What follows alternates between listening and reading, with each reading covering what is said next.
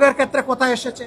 তারাই যুক্তি দিতে গিয়ে প্রমাণ করেছেন যে অতীতে দলীয় বিবেচনায় যে সমস্ত বিচারপতিদেরকে নিয়োগ করা হয়েছিল তাদের হাতেই বিচারপতি খায়রুল হকের জন্ম হয়েছে, বিচারপতি মানিকের জন্ম হয়েছে এবং শপথপত্র রাজনীতিবিদ জনাব এনায়েত রহিমের জন্ম হয়েছে। তারা এটা স্বীকার করেছেন। আমরা সেই জায়গাটাই ফোকাস করেছিলাম যে বিচার বিভাগের নিয়োগ যদি নির্বাহী বিভাগের কর্তৃত্বের ভিতরে থাকে তাহলে বিচার বিভাগে এই ধরনের দুর্ঘটনা ঘটতেই থাকবে এবং জনগণ ন্যায় বিচার থেকে বঞ্চিত হবেন। কাজেই আমরা চাই না যে এখানে নির্বাহী বিভাগের কোনো কর্তৃত্ব থাকুক। ইন্টারিম গভর্নমেন্ট যে অধ্যাদেশ জারি করেছিল সেখানে কার্যত নির্বাহী বিভাগের কোনো প্রভাব ছিল না। তারা আগেরটাই ফিরে গিয়ে তারা প্রমাণ করলেন হাসিনা খারাপ কিন্তু হাসিনার নীতি ভালো। আমরা সেম বলতে বাধ্য হয়েছি। এটা কখনো হতে পারে না। যে পদ্ধতি ফ্যাসিবাদের জন্ম দিয়েছিল সেই পদ্ধতি আবার বাংলাদেশের বিচার ব্যবস্থায় ফিরে আসুক, এটা আমরা কামনা করি না, এটা আমরা চাই না। এখানেও আমরা আমাদের তীব্র প্রতিবাদ রেকর্ড করেছি। এরপরে আপনারা দেখেছেন স্থানীয় সরকার বিল। স্থানীয় সরকারের 4টা বিল ছিল, জেলা পরিষদ, উপজেলা পরিষদ, সিটি কর্পোরেশন এবং পৌরসভা। এই সব জায়গায় বেপরোয়াভাবে অনেক জায়গায় ইতিমধ্যে দলীয় প্রশাসক নিয়োগ করে এই জায়গাগুলোকে কলুষিত করা হয়েছে।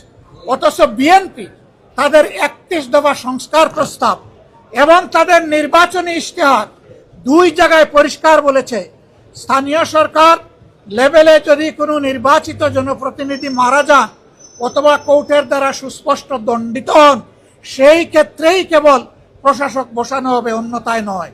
এখন কোন কারণে তারা বসালেন তার কোনো জবাব তারা আমাদেরকে দিতে পারেননি।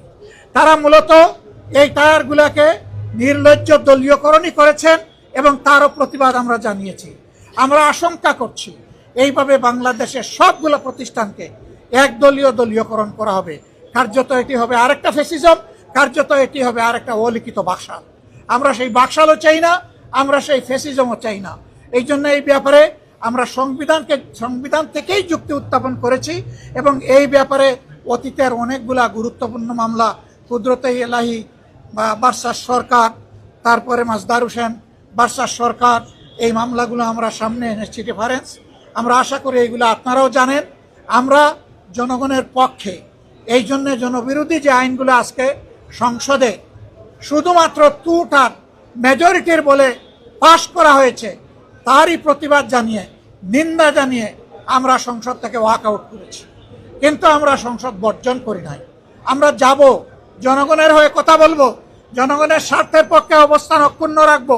জনগণের স্বার্থের বিপক্ষে কিছু হলে আমাদের কণ্ঠ আবারও গর্জন করে উঠবে জনগণের অধিকারের পক্ষে ইনশাআল্লাহ তাআলা রাজিম। সাংবাদিক বন্ধুগণ, আপনারা পাশে থাকবেন। প্রিয় দেশবাসী, আপনাদের অধিকারের জন্য আমরা লড়াই চালিয়ে যাচ্ছি, লড়াই আমরা চালিয়ে যাব। কোনো অন্যায়ের কাছে আমরা মাথা নত করব না। আল্লাহ হাফেজ। বাংলাদেশ জিন্দাবাদ। হ্যাঁ, আমরা আজকে শেরপুর এবং বগুড়ায় 2টা নির্বাচন হয়েছে। এখানে অনেকেই বক্তব্য রাখতে গিয়ে বলেছেন 94 সালে হয়েছিল মাগুরায়, এবার হলো বগুড়ায়। শুধু নাম পরিবর্তন হয়েছে কিন্তু স্টাইল একই ধরনের ছিল। দলীয় সরকারের অধীনে তাদের কমিটমেন্ট ছিল তারা রাষ্ট্রীয় কোনো প্রতিষ্ঠানের উপর হস্তক্ষেপ করবেন না।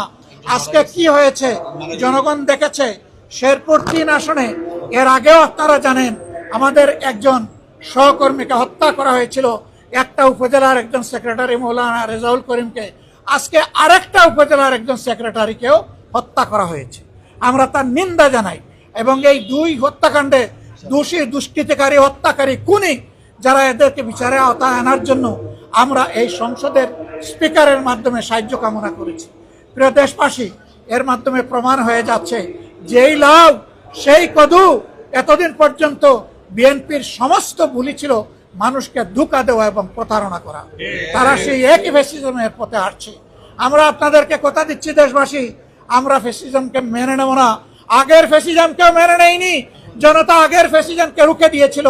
নতুন করে ফ্যাসিজমকেও যদি কেউ প্রতিষ্ঠা করতে চান তাও ইনশাআল্লাহ জনগণকে সাথে নিয়ে আমরা রুখে দেবো ইনশাআল্লাহ। আল্লাহ হাফিজ। বাংলাদেশ জিন্দাবাদ। আসসালামু আলাইকুম ওয়া রাহমাতুল্লাহ।